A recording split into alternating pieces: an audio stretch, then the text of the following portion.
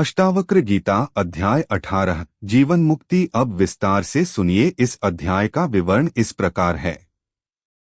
जहाँ जीवन है पर बंधन नहीं, जहाँ गति है पर अहंकार नहीं, जहाँ अनुभव है पर कर्ता नहीं।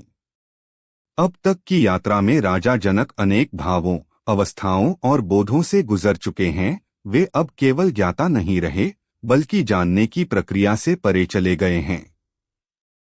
अब मुनि अष्टावक्र उन्हें ले जाते हैं उस अवस्था में जहां व्यक्ति मुक्ति को प्राप्त करता है और फिर उसी मुक्ति में जीवन भी जीता है। यही है जीवन मुक्ति।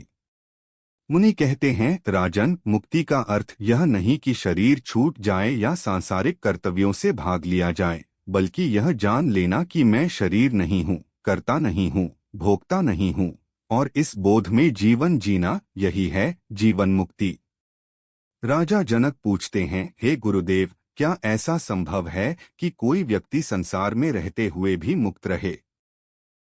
अष्टावक्र जी मुस्कुराकर उत्तर देते हैं, राजन, जैसे कमल दलदल में खिलता है पर उस गंदगी से अछूता रहता है, वैसे ही जो आत्मज्ञानी होता है वह जीवन की सभी स्थितियों से होकर गुजरता है पर भीतर से असंपृक्त रहता है। वह कार्य करता है पर कर्ता नहीं होता। वह प्रेम करता है पर स्वामित्व नहीं रखता। वह सुख दुख झेलता है पर उनसे बंधता नहीं। मुनि आगे कहते हैं, जीवन मुक्त वह है जो संसार को एक नाटक की तरह देखता है।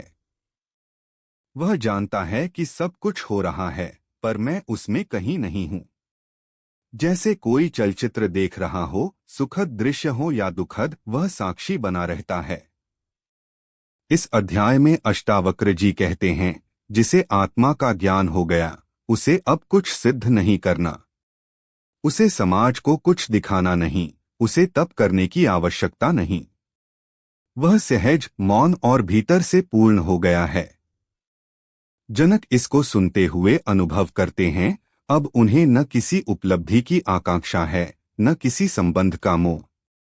वे राज्य चला सकते हैं, राजमहल में रह सकते हैं, लेकिन भीतर से निर्लिप्त हैं। यही है जीवन मुक्ति की वास्तविक पहचान, जो बाहर से सामान्य दिखाई देता है पर भीतर से शुद्ध चैतन्य में स्थित होता है। अष्टावक्र जी उन्हें बताते हैं, जो जीवन की गति को स्वीकार करता है और फिर भी उस गति से ऊपर उठ जाता है, वही जीवन मुक्त होता है। वह नहीं सोचता कि मैं क्या कर रहा हूँ, क्या मिलेगा, वह बस बहता है। जैसे नदी बहती है, उसे पता नहीं कहाँ जा रही है, लेकिन वह पूर्ण समर्पण में है। मुनि कहते हैं, जीवन मुक्त वह है जिसकी पहचान अब शरीर, नाम या व्यक्तित्व से नहीं होती। वह न किसी प्रशंसा में फूलता है, न किसी निंदा से गिरता है।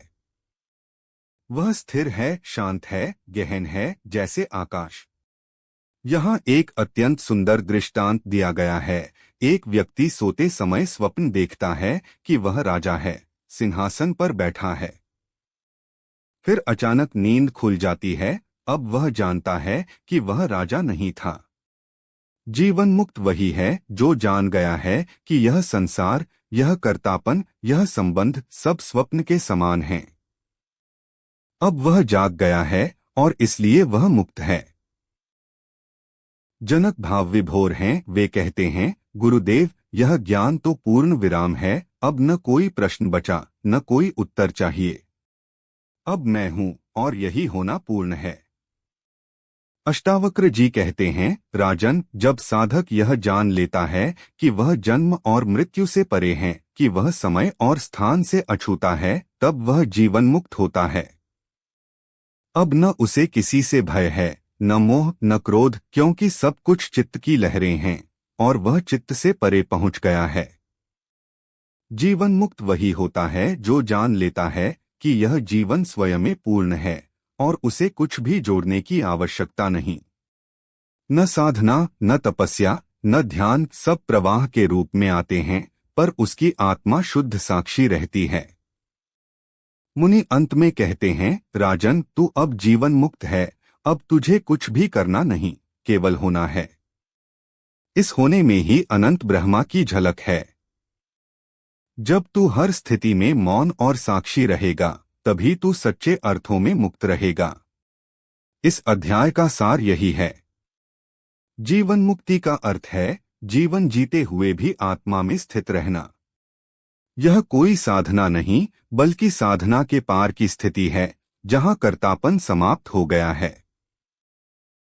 जीवन मुक्त व्यक्ति समाज में रहते हुए भी भीतर से मुक्त होता है। उसकी पहचान किसी भूमिका या रिश्ते से नहीं होती।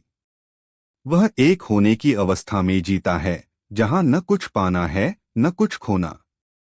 जीवन मुक्त वही है जो अब यात्रा पर नहीं है, क्योंकि उसे ज्ञात हो चुका है कि वह स्वयं गंतव्य है। अब जीवन एक सहज प्रवाह है, बिना लक्ष्य, बिना बाधा, बिना संघर्ष, बस मौन, बस प्रेम, बस आत्मा।